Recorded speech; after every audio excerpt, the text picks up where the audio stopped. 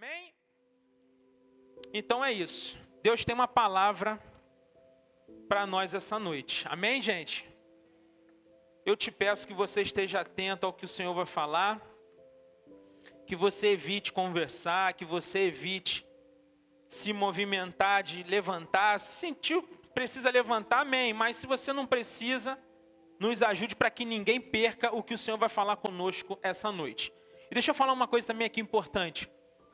De vez em quando, aos domingos, na porta, as pessoas me falam: pastor, tem algum problema de eu dar um aleluia no meio do sermão, de eu dar um glória a Deus, de eu bater palma? Eu falei: gente, não tem problema nenhum. Nós somos batistas, mas nós não estamos engessados em nada. Você pode demonstrar o seu amor por Jesus, você pode dar um aleluia, você pode dar um glória a Deus. Se você é pentecostal, você pode fazer isso.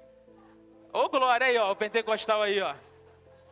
Amém, gente? Você não está engessado, você não está engessado. Você adora o seu Senhor da maneira com que você achar melhor, com ordem e decência, amém? Então nós vamos orar agora. Curve sua cabeça e nós vamos orar porque o Senhor tem uma palavra para nós. Senhor, nós te agradecemos por esse culto. Sabemos que o Senhor tem muitas coisas a fazer nesse lugar. Fale aos nossos corações e que Cristo seja glorificado aqui. Eu oro em nome de Jesus. Amém. Eu tenho uma pergunta para te fazer essa noite. Como se manter alegre, mesmo com tantos desafios na vida? A verdade, queridos, é que às vezes nós tentamos, né? A gente até tenta demonstrar alegria no meio dos desafios. A gente batalha para estar sorrindo muitas vezes. Mas a verdade é que os desafios da vida muitas vezes roubam a nossa alegria. Eles têm roubado a nossa alegria. Só que nós somos o povo de Deus. O povo que não vive pelo que está vendo, mas vive com uma perspectiva de estar sempre vivendo um milagre. Nós olhamos não com os olhos naturais para as situações, nós olhamos com os olhos espirituais. Por quê? Porque temos fé que, independente do momento em que estamos vivendo, Deus está conosco. Amém? Mas hoje eu quero ler um texto com vocês. Eu tenho um tema para hoje. O tema é esse aqui: a alegria do povo de Deus. E eu quero que você abra a sua Bíblia em Salmos. No livro de Salmos, nós vamos ler o Salmo 126. Salmo 126. Eu não tenho costume de pregar em cima de Salmos, mas o Senhor me direcionou a isso. E eu sei que Ele tem uma resposta para cada um de nós essa noite.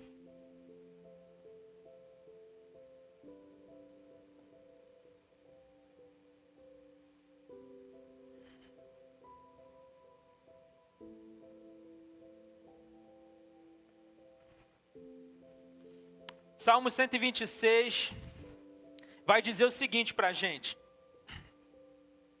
quando o Senhor trouxe os cativos de volta a Sião, foi como um sonho. Então a nossa boca se encheu de riso, e a nossa língua de cantos de alegria. Até as outras nações se dizia: o Senhor fez coisas grandiosas por esse povo. Sim, coisas grandiosas fez o Senhor por nós, por isso estamos alegres. Senhor, restaura-nos assim como enches o leito dos ribeiros no deserto. Aqueles que semeiam com lágrimas, com cantos de alegria colherão. Aqueles que saem chorando enquanto lança a semente, voltará com cantos de alegria, trazendo os seus feixes. Amém. Querido, qual é o contexto aqui desse salmo? Esse salmo é conhecido como um cântico de peregrinação. O povo aqui, queridos, eles adentraram a terra prometida, eles estavam vivendo a promessa que Deus tinha para eles. Lembra que eu falei na semana passada sobre Jeremias, falando sobre o exílio? Então, é como se fosse uma continuidade. Deus está querendo direcionar a gente para isso. E aí, o povo aqui está na terra prometida, só que eles decidiram virar as costas para Deus. Eles experimentaram grandes milagres no deserto, eles saíram do Egito, né, porque Moisés batalhou por eles, eles foram para o deserto e eles experimentaram grandes milagres lá. Eles viram pão cair do céu, o maná, Eles viram a coluna de nuvem de dia, eles viram a coluna de fogo à noite, protegendo eles do calor e depois protegendo eles do frio. Eles viram tantos milagres, os milagres eram palpáveis, mas sabe o que aconteceu? Chegou um tempo que parece que eles se acostumaram com os milagres. E eles então começaram a abandonar a fé em Deus e começaram a seguir outros deuses. E por conta disso, sabe o que Deus fez? Deus falou, tá bom, vocês querem seguir outros deuses? Vocês me abandonaram? Vocês não confiam em mim? Então eu vou fazer o seguinte, eu vou entregar vocês para a Babilônia. Então esse povo agora, que antes tinha experimentado grandes bênçãos do Senhor, eles se viraram contra o Senhor e eles agora começam a pagar um preço muito alto. Por quê? Eles foram levados cativos para a Babilônia. Eles foram exilados e ficaram lá, sabe por quanto tempo? 70 anos. 70 anos. Você imagina você ficar passando por dificuldade, sendo escravo, muitas vezes torturado, muitas vezes tendo comida racionada, muitas vezes passando por tribulação, 70 anos. É uma vida inteira, sim ou não? É uma vida inteira. Esse povo ficou 70 anos presos na Babilônia. Só que no ano 539 a.C., Ciro assina um decreto. O que esse decreto estava dizendo? Que aquele povo, o povo de Israel, eles poderiam sair, não seriam mais cativos na Babilônia. Então o povo agora, uma parte saiu e eles voltaram para a terra. Ciro escreveu o decreto dizendo que eles poderiam voltar para a sua terra natal e reconstruir o templo. Ou seja, eles vão voltar, vão reconstruir suas vidas e vão reconstruir o templo para que eles pudessem voltar à vida normal depois de 70 anos. Então esse povo agora, queridos, eles estão celebrando. Esse é um cântico de celebração, de gratidão pela saída do exílio babilônico.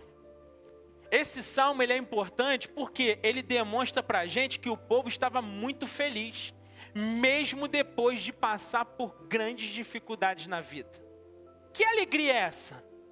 Que alegria é essa? Porque o povo estava vivendo escravizado, só que agora Deus enviou a sua bênção, Deus enviou a provisão, Deus enviou o escape, e agora eles estão voltando para a sua terra e eles estão comemorando. Eles não estão acreditando no que eles estão vivendo, mas Deus ouviu o clamor deles, Deus ouviu tudo o que eles estavam precisando e Deus veio com a intervenção necessária para que eles pudessem recuperar a sua alegria.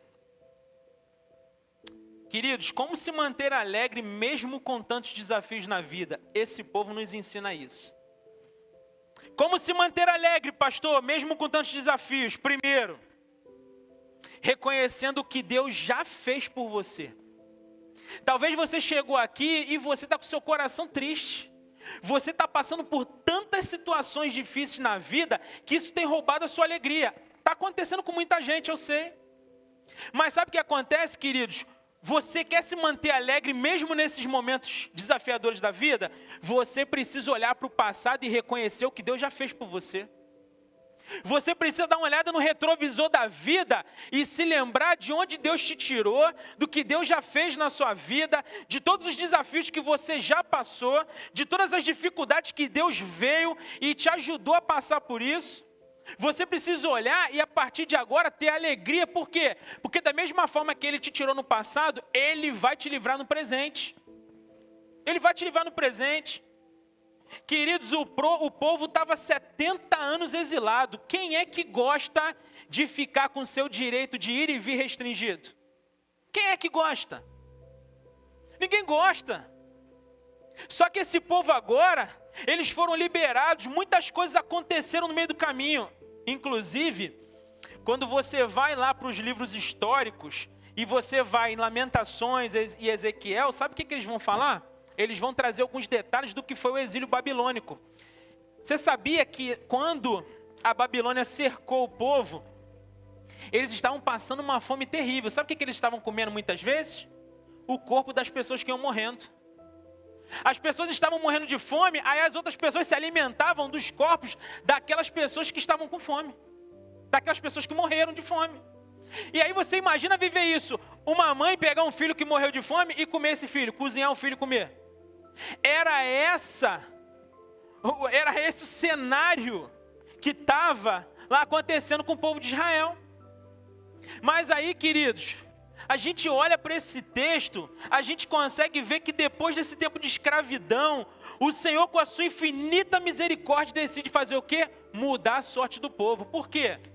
O verso 1, olha o que diz o verso 1 para a gente. O verso 1 vai dizer: quando o Senhor trouxe os cativos de volta a Sião, foi como um sonho. Foi como um sonho. Queridos, esse povo já não tinha esperança mais. Esse povo já olhava para o futuro e falava assim: não tem futuro para a gente. Nós vamos morrer como escravos. Nós vamos morrer com sofrimento. Nós vamos morrer sem ter uma perspectiva de um futuro brilhante. Nada vai acontecer diferente disso que nós estamos vivendo.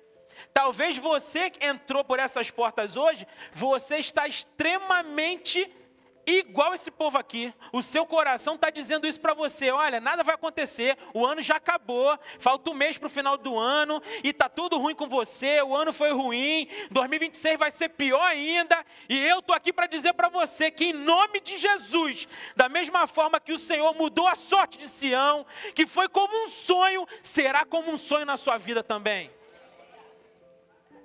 Deus vai mudar a sua sorte esse ano. Eu creio nisso em nome de Jesus. O povo não estava nem esperando. Porque quando Deus mudou a sorte de Sião, eles falaram: foi como um sonho. Vocês já viram quando Deus entrega algo para a gente que a gente fica abobalhado? A gente fica abobalhado, a gente não acredita. É como um sonho. Meu Deus, eu não estou acreditando.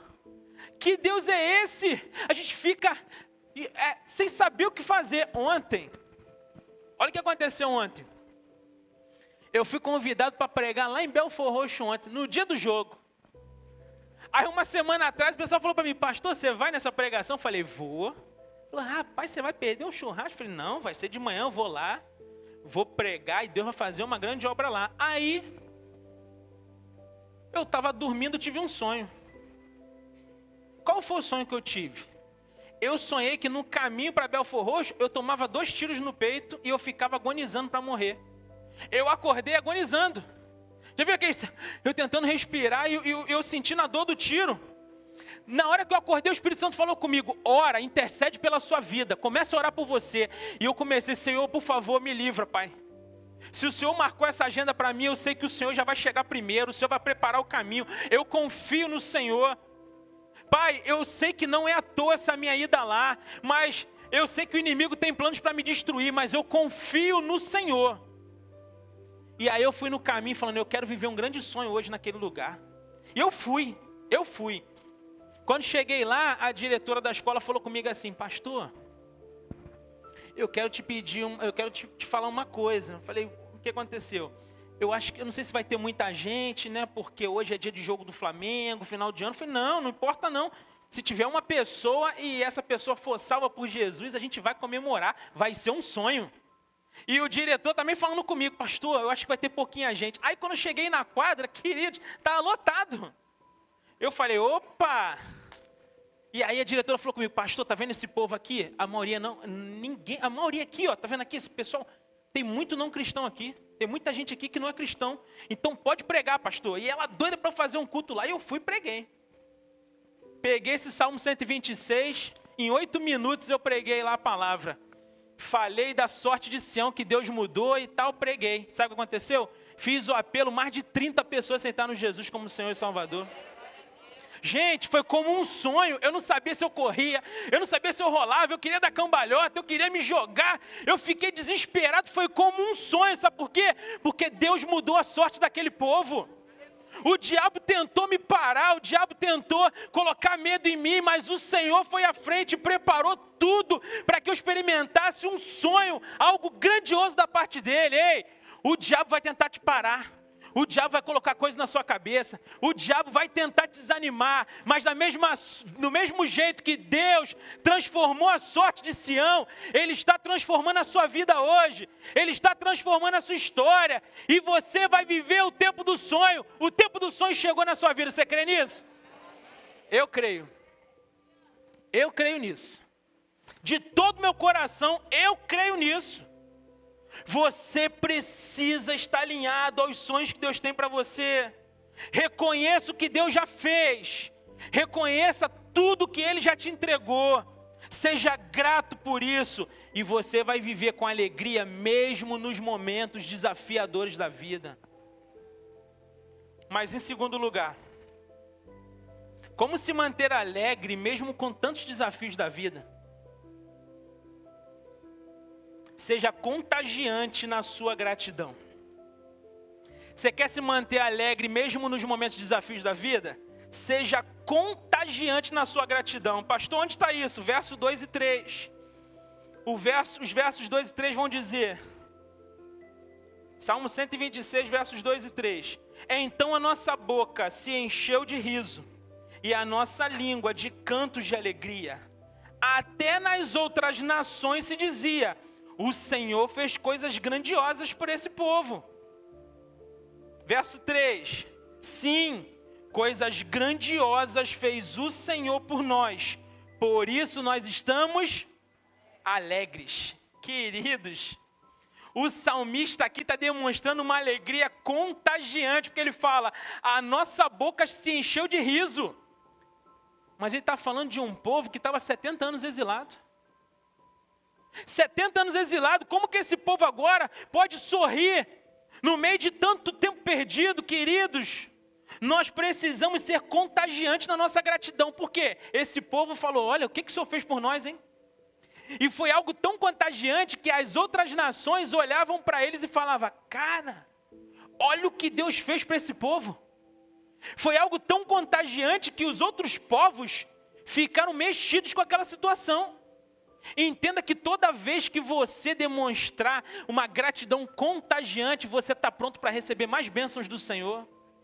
O nosso problema hoje é que nós nos esquecemos do que Deus já fez na nossa vida. A nossa memória é curta. A nossa memória é curta. Por que curta, pastor? Porque você já viveu tantos milagres, vê um desafio ínfimo, você fica desesperado. Mas esse povo aqui, a boca dele se encheu de riso. E isso gera testemunho para aqueles que são descrentes. Porque quando você pega um diagnóstico, que você olha assim e fala assim, cara, é um diagnóstico ruim, mas olha, eu sei quem é meu Deus. Eu sei que Deus pode mudar esse relatório aqui. Eu sei que esse diagnóstico não é o ponto final.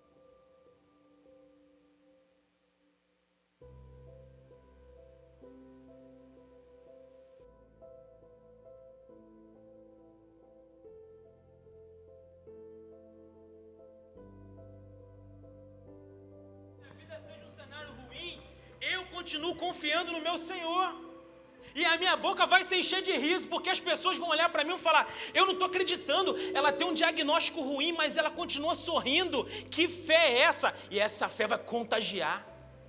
Gratidão, gratidão contagiante, isso faz com que a gente experimente bênçãos que a gente nem imagina. Queridos, esses homens voltaram a cantar, eles voltaram a se alegrar, eles festejaram, mesmo depois de um tempo de enorme tristeza e amargura. Eu não sei qual o seu problema, eu não sei de verdade, mas se você chegou aqui amargurado, você precisa confiar que chegou o tempo de sorrir na sua vida.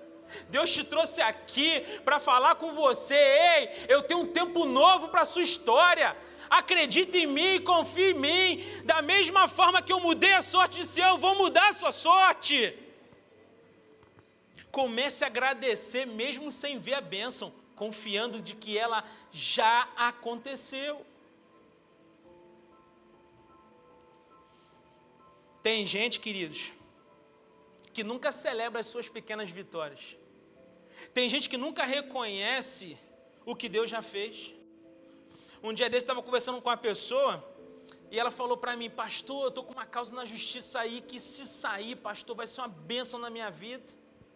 Eu vou até te ajudar a plantar o pilar, pastor. Eu falei, ô Senhor. E aí sabe o que aconteceu? Essa semana a pessoa recebeu. Aí a pessoa, falei, que bênção. Ela falou, pô, pastor, mas tem que pagar 30% do advogado? Eu falei, miserável. A pessoa está tão preocupada. Ela, em vez de celebrar, falar assim, glórias a Deus, Deus movimentou, Deus fez, aquilo que era praticamente impossível aconteceu. A pessoa está preocupada em pagar o advogado, que ajudou a ganhar a causa. Olha como a nossa mente é pequenininha. Olha como nós somos tão limitados. A gente está preocupado em reclamar. Outro dia a pessoa chegou para mim e falou: pastor, lembra que eu falei que eu precisava de uma porta de emprego? Eu falei: lembro, pastor, essa porta saiu. Eu falei: que bênção, irmão. E você falou que estava difícil, né? Estava difícil, pastor, mas essa porta foi aberta. Eu falei: que bênção. Ele falou: mas eu estou meio chateado. Eu falei: por quê? Porque agora eu vou ter que pagar o plano de saúde. Antes eu não pagava. Eu falei: querido, mas Deus abriu uma porta para você, cara. Celebra isso, depois você pensa em pagar o plano de saúde. Isso é bênção.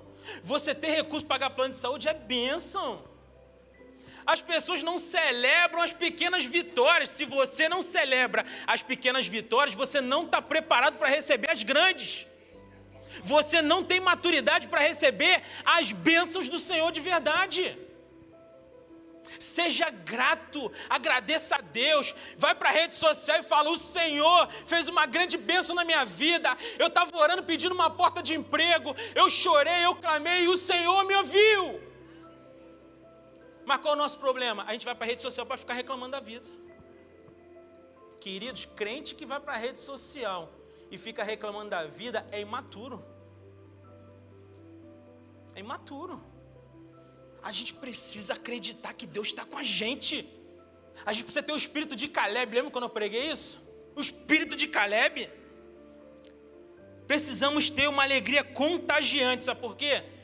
Quando a gente contagia os outros com a nossa alegria, com a nossa gratidão, os desafios da nossa vida viram um segundo plano. A gente nem se preocupa tanto. Ah, mas tem uma conta para pagar. Ah, não, mas Deus está fazendo algo na minha vida lindo. Deixa isso aqui, deixa eu festejar aqui primeiro. Celebre, agradeça a Deus.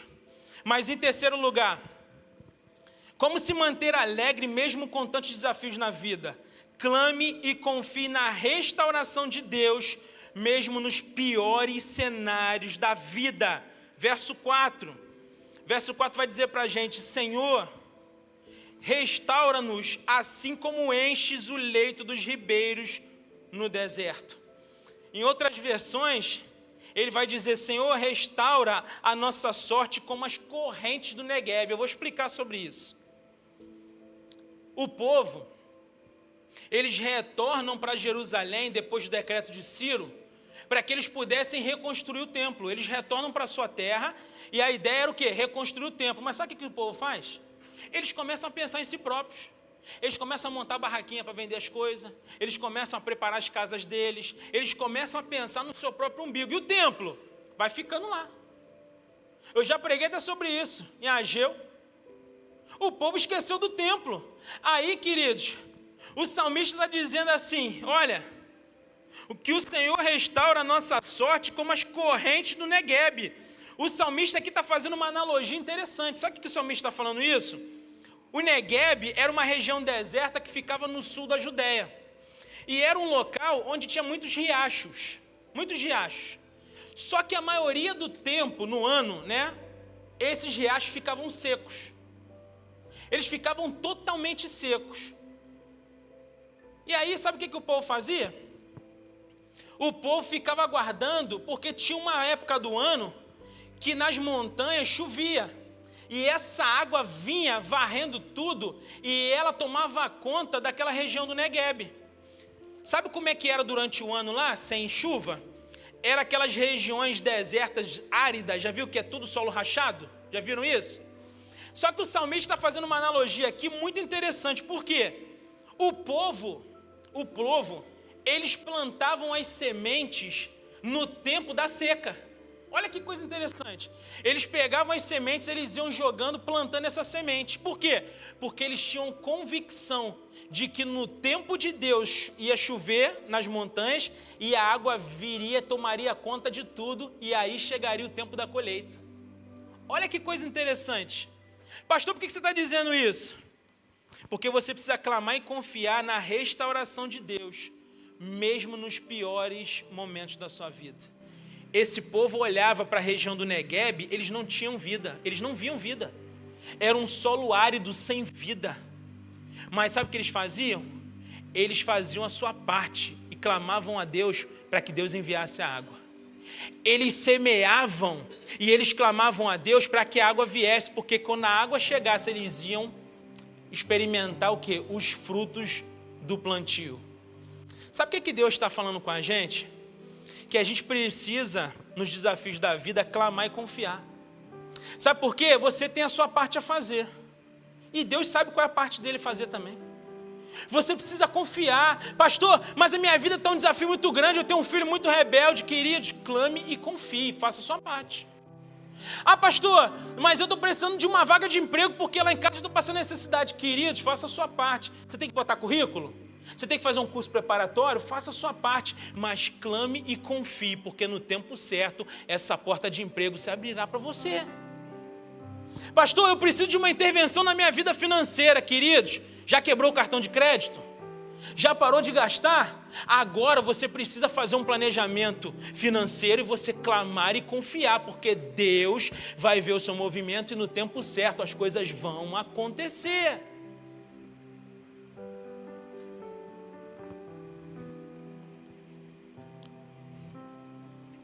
Queridos, o salmista, ele usa essa analogia para mostrar para o povo que Deus sabia o tempo certo de enviar água. Deus sabia o tempo certo de molhar todo aquele solo rachado, aquele solo árido e fazer com que aquele solo sem vida tivesse vida novamente. Talvez a sua vida tenha sido como esse solo. O solo do Negueb sem chuva, está todo árido. A sua vida está árida. A sua vida está sem vida. Você já não sabe como agir. Eu tenho uma palavra de Deus para você.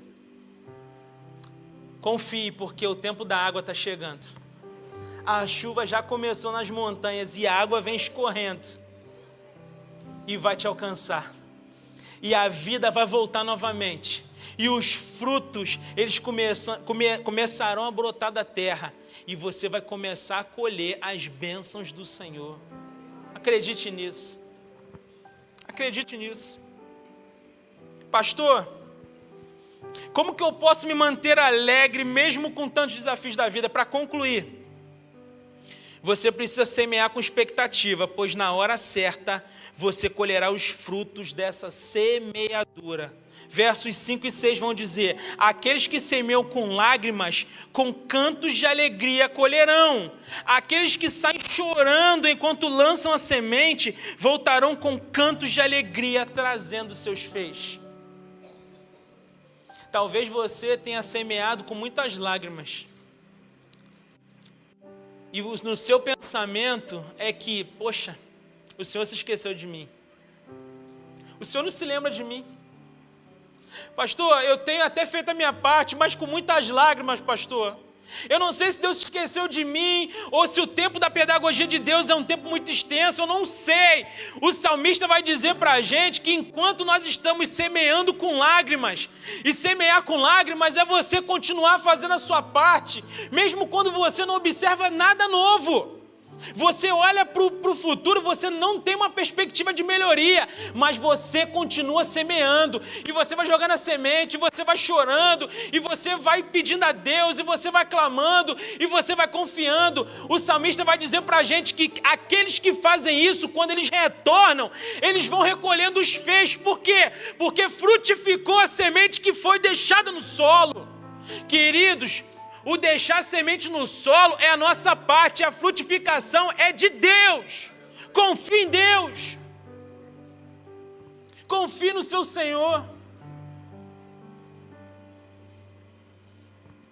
Deus sabe exatamente o que você precisa. Deus sabe exatamente o tempo certo de frutificar na sua vida. Deus sabe o tempo exato de te surpreender. Qual o seu papel? Confiar. Confie. Já deve ser a 3ª semana que Deus está falando isso com a gente.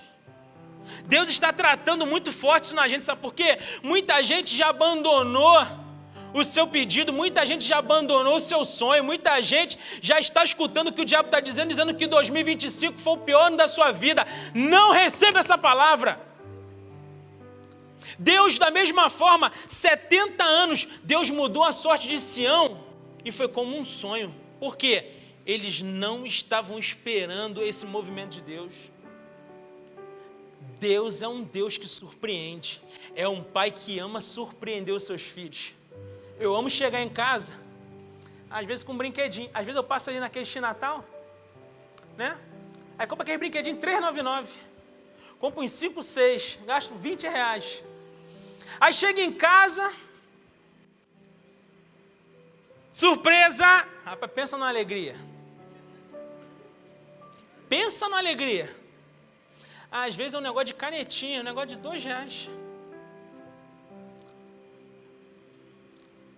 O filho, ele ama ser surpreendido. Sim ou não? Mas o pai ama muito mais surpreender o filho. Deus vai te surpreender. Deus vai te surpreender. Às vezes pode parecer um brinquedinho de R$2,99, mas Deus sabe que para você é importante.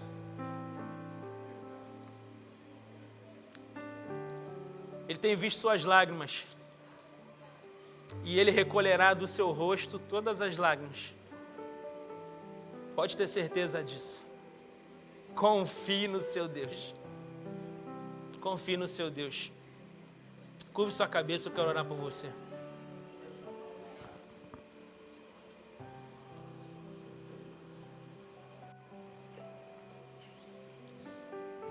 Pastor, eu quero confiar. Eu quero de fato ter a alegria que o povo de Deus tem que ter. Eu quero viver alegre mesmo nos desafios da vida. Eu quero que os desafios da vida não roubem de mim a alegria da minha salvação. Você quer viver alegre mesmo nos momentos desafiadores da vida? Você quer manter sua alegria em todo o tempo na sua história? Pastor, eu quero. Então você precisa entregar sua vida a Jesus, porque só em Jesus a nossa alegria não está circunscrita aos momentos da vida. Não. Por mais que tenhamos momentos desafiadores, nós temos a convicção de que Ele está cuidando da gente. Pastor, eu quero então viver uma vida com Jesus, eu quero viver uma vida alegre. Você quer de verdade? Você precisa hoje se arrepender dos seus pecados e entregar sua vida a Jesus. Reconhecer Jesus como Senhor e Salvador da sua vida. Tem muita gente que só o conhece como Senhor. Eu quero te convidar a conhecê-lo como Salvador hoje. Como Salvador. Pastor, eu quero. Você quer? Então repita uma oração comigo no seu coração. Aí onde você está, repita assim comigo. Senhor, eu te entrego a minha vida. Faz de mim uma nova criatura a partir de hoje. Muda a minha história. Eu me arrependo dos meus pecados e decido viver um novo tempo com o Senhor. Eu quero ter a alegria do povo de Deus. Eu quero confiar no Senhor, mesmo nos maiores desafios da minha vida. Por isso, Pai, escreve meu nome no livro da vida e transforma o meu ser a partir de hoje. Eu oro em nome de Jesus. Amém. A igreja permanece de cabeça baixa, orando e olhos fechados.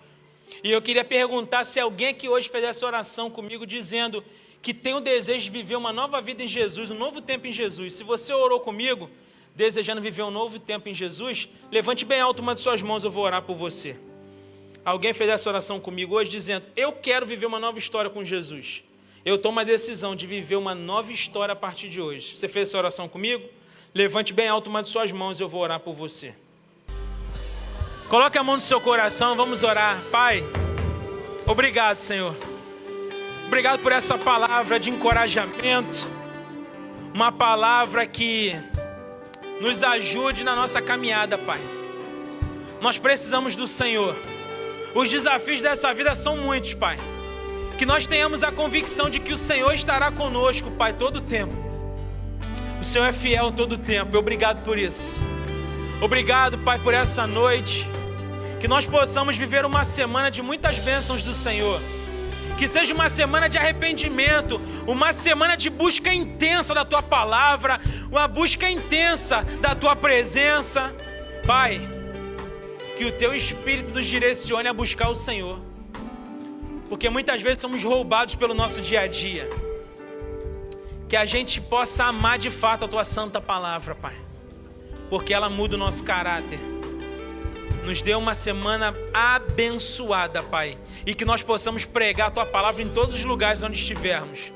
derrama a tua unção sobre a nossa vida. E eu oro em nome de Jesus. Amém.